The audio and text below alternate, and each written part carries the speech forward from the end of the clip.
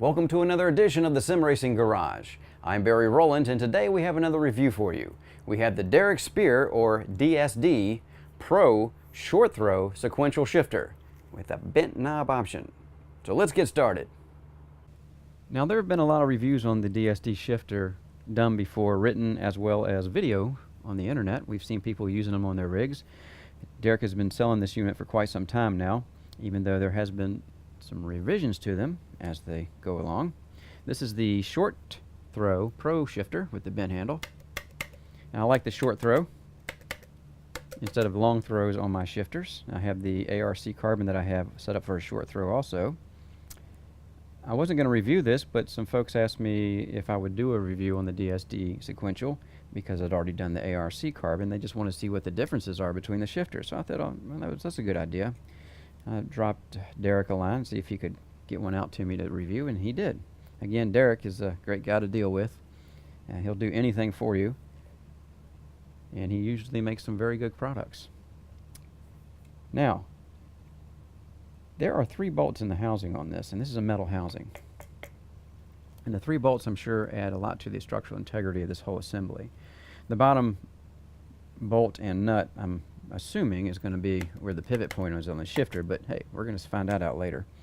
And the 2 top bolts actually bolt everything together, but they also bolt this unit to your rig. And I suggest, just like any other shifter, you bolt it directly to your rig in a very nice, stiff, non-flexing mounting point, because these kind of shifters, you want no flex at all in the mounting that you attach them to. Not only that, but it feels tons better when you have it. Nothing's moving except the shifter knob itself. It really adds to the realism. So you have to mount this straight up. There's no facility for mounting on the bottom, so you have to mount this in a sideways mount. And that is one thing that some people don't like about it, I've been told. But you know, if you're going to be building your rig out and you're going to be modding your rig all the time, I know I've done a few mods to mine, as if you've seen some videos, you know. So it's really not that big of a deal. You just got to make sure you get to a nice solid point. And then, of course, we got the USB B type connector on the bottom. And anything else? One of the surprises about this shifter to me is the handle, the shifter knob. Now, if you saw the ARC carbon review I did, that had a cheapy plastic, thin, light handle on it that I really didn't like, as you know, if you saw that review. But this is different. This actually feels good in your hand, and I'm really surprised about it. It feels like it's good weight. Well, I'll tell you what, let's take it off real quick.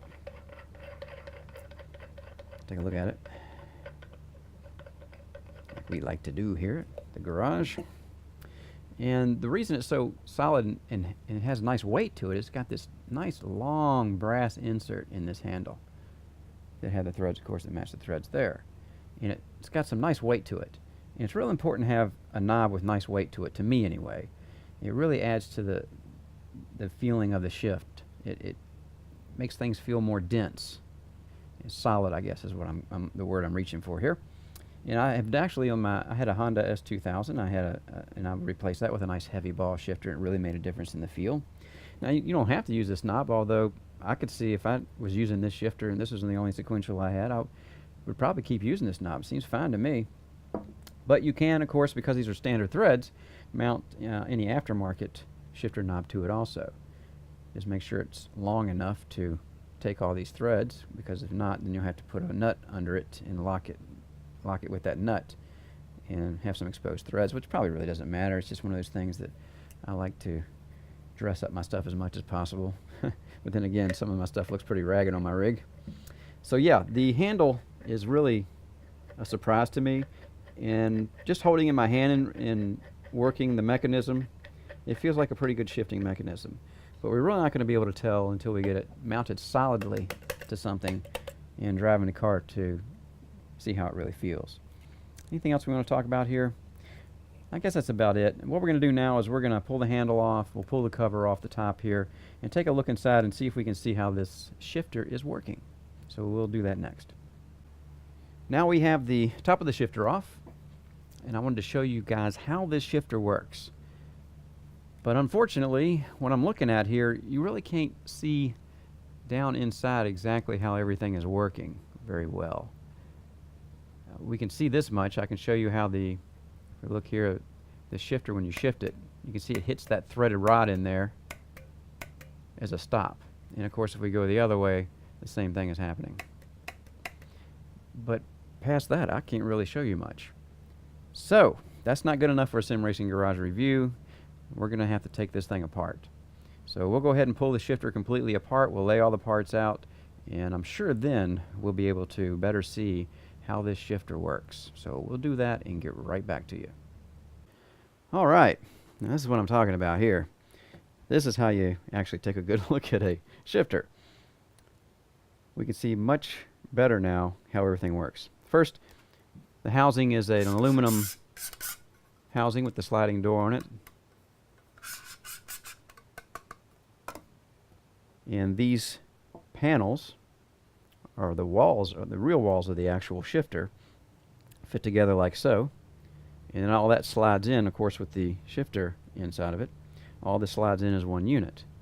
And what gives it the structural integrity is these spacers here. And they all, of course, this is all drilled to fit all these spacers on the top, so this all sits down on top of everything. These material here, I'm not sure what it is. It almost sounds metallic when you hit it with a bolt, but I know it's not metal. It's some kind of very, very tough material. I'm not sure what it is. And you can see it's got the information for the revision 7 on there for the Pro short throw shifter. On both sides, the patterns are exactly the same. And these act as spacers, and they're just threaded rod with 7/16 nuts on them. And they sit in their respective holes here. These two right here actually act as a spacer and as the shifter stops. Remember when we were looking down the top of it with this cover off, you could see the actual shifter rod here was bumping up against these two. Alright. Also, we'll look at the actual plastic here. That's the bottom where the USB port was. I took all that off. This is the top. And it's got that carbon fiber look to it. And it has just a piece of plastic with a carbon fiber. I'm not sure if that's a sticker underneath or what. And it fits right inside of that. And this doesn't have to be tough stuff anyway, because all the structural integrity is in this box and with these plates put together. And once the plates are put together and you slide all this assembly inside this box, you actually take these nuts here and spin them so they spread out. And they'll push both sides of these plates up against the box, which gives it good structural integrity and makes it very tight in there. And then, of course, once we put our bolts back in, the two for the top and the one here that actually goes through the pivot point of the shaft, and bolt it all together, it's very, very tight, very, very stiff. Right, so let's take a look at the actual shifter rod or shaft. And now we can clearly see the spring there. Almost looks like a valve spring. And there's a washer on top up here. And it's all, you can see there's a ton of lithium grease around here to keep everything nice and lubed up. And this, on the top here of this washer, I'm not sure what this material is, but this is another bar. And its function is to pretty much be a cam follower. And what I mean by that is, if you look at the hole inside this plate, you can see it's oblong. And this, well, I'm calling the cam follower. I'm not sure if that's the right term or not, but that's kind of the function it's doing here, because it's following a pattern. And it sits right there in the middle when you're in the middle position of the shifter. And when you push the shifter forward, it forces this bar to compress the spring as it goes forward. Because remember, this point doesn't move. So when you shift it forward, this pattern here forces that bar to go down, which compresses the spring, which gives us that shifting feel that we feel that you saw when I was just had it in my hand doing the shifts. And of course, it doesn't matter if you go forwards or backwards. It's actually a very simple design, but very effective design. And I like simple because it's easy to fix if we ever have a problem with it. And I've had a lot of problems with different things as far as mechanicals in my life working on cars, so I like the simple stuff. It's easy to fix. But I'm not saying this is going to ever break. I mean, it's pretty robust, actually. I really like the structural integrity of the whole assembly once you have it in the box and tightened up. So it's pretty simple, easy to understand. And the shaft here actually pivots on this bolt, which is a machined solid bolt that has threads on the end. And of course that fits right in there. And you can see there's actually a little bit of play in there. But you don't want this bolt to be really tight in there with a lot of friction, because then that will cause friction on your shifter. But once this is inside the assembly and it's all assembled and the spring is compressed, it actually compresses down against this pivot bolt. So you don't have any upwards or downward movement as we saw in the shifter once everything's in the assembly. All right, and then again, this is a tough bent shaft he's got here. I like how everything is nice and solid. I don't have any complaints about that. Right, so now let's just take a quick look at the electronics package and how it functions. We'll just pull one of these off. He's got these spacers on top of some steel pins here. Put those aside. And we'll pull this off without taking the pins out too, hopefully. Again, this is a bit fiddly, and I recommend you guys do not do this to your shifters. But here at the Sim Racing Garage, we do this so we can show you everything about whatever we're reviewing. And you can see these things just fall over, but once they're tightened up inside the assembly, you don't have that problem. Right, so let's look at this. This is a Weipeng micro switch. It's a HK14, in case you micro switch fans out there want to know. It has a cool little roller here. It acts as, again, as a cam-like follower against the coils on the springs itself. So when we push this shifter forward and this bar on the top here compresses down on the spring, of course the coils of the spring move down also.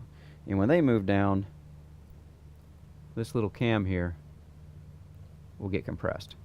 And that's what causes the switch, and that makes your shift. Pretty neat, huh? I like stuff like that. Also, we have the Derek Spears, as usual, his own USB board. I mean, we all know that Derek Spears makes a lot of electronics boards, and he has the guys that know how to manufacture these things pretty well. And it's basically just a USB board, not much to see here, with a chip on the top. Right, so now let's get this back on here. And what we'll do, is there anything else I want to talk about on this shifter? I don't know. I don't think so. I think we covered it all on the internals.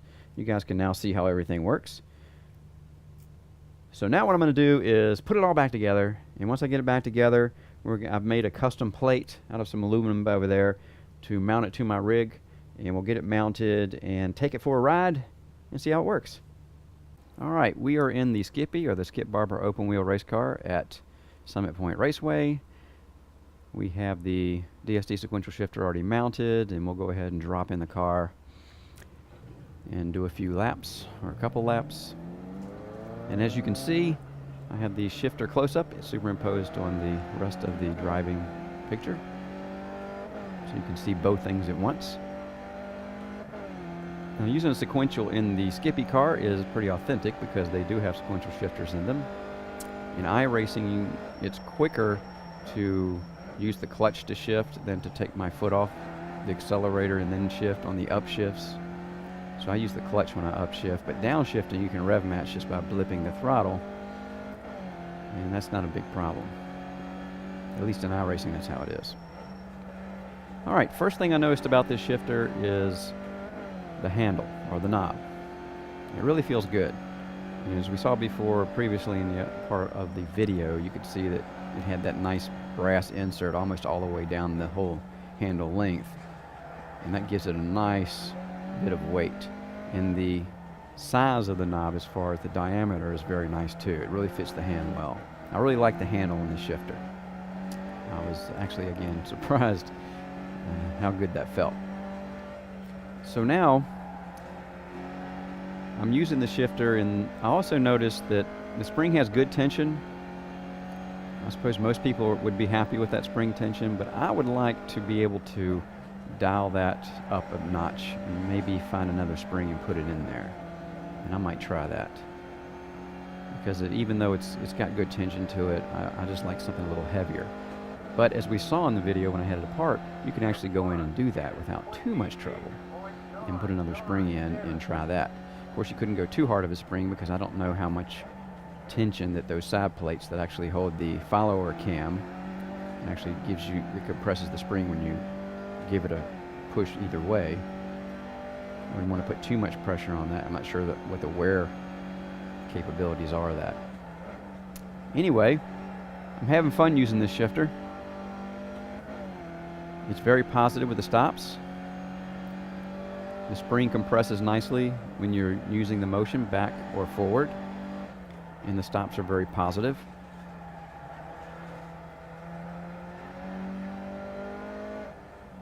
I really don't have too much to say as far as what I don't like about the shifter. It does the job and just gets it done. Kind of just gets on with it. Doesn't give you any problems. It never missed a shift with it, unless I missed the shift myself. I don't know about you guys, but I miss shifts every once in a while in the excitement of racing. I kind of like this shifter. If I keep this shifter and make it the shifter that I use on my rig, which I'm not sure I will, then I would mount it a different way than you see here. This is just for the video. And there's a 124.6, so that's pretty good with this shifter. If I was using paddles, I could be a bit quicker, like most things. If you don't have to take your hands off the wheels when you're shifting and grab a knob, it's a little bit easier. All right, well, I guess that's enough of me running around the track and you seeing the shifter work. Obviously, it does work. So we'll go ahead and just end it up here and get to our final thoughts. Now for final thoughts on the DSD Sequential shifter. This is Derek's top-of-the-line Pro Short Throw Sequential. And as usual, my first comment would have to be the price. This shifter runs about $200 with shipping in the USA. Like most custom sim racing gear, it is expensive. And now that we've had a chance to look inside and see what type of components make up this shifter, you'll have to decide for yourself whether or not it's worth it. Now for the pros. I really like the stock handle that comes on this shifter. The heavy brass insert that he uses in this handle gives the shifter heft and enhances the feel of the shifts. The diameter of the handle just feels right when you have it in your hand. The shifting action is predictable, repeatable, and precise. I never missed a shift while using it. At least not any shifts due to the fault of the shifter. I'd like to have a heavier spring in this shifter, as it would make shifts require a bit more effort. Now, most people that get this shifter will probably be happy with the current spring's tension. It would just be a personal preference kind of thing for me. Overall, this shifter does what it's supposed to do. It just gets on with the job of making dependable shifts. If you're looking for a sequential shifter at this price point, I can definitely recommend Derek's shifters. And as most of you in the sim community already know, Derek is the man when it comes to standing behind his products. If you ever had any issues with it, I have no doubt he would take care of it with no questions asked. So that's it for now. Don't forget to subscribe to our channel or check back often for more reviews on some great sim racing gear. I'm Barry Rowland, and thanks again for watching the Sim Racing Garage channel.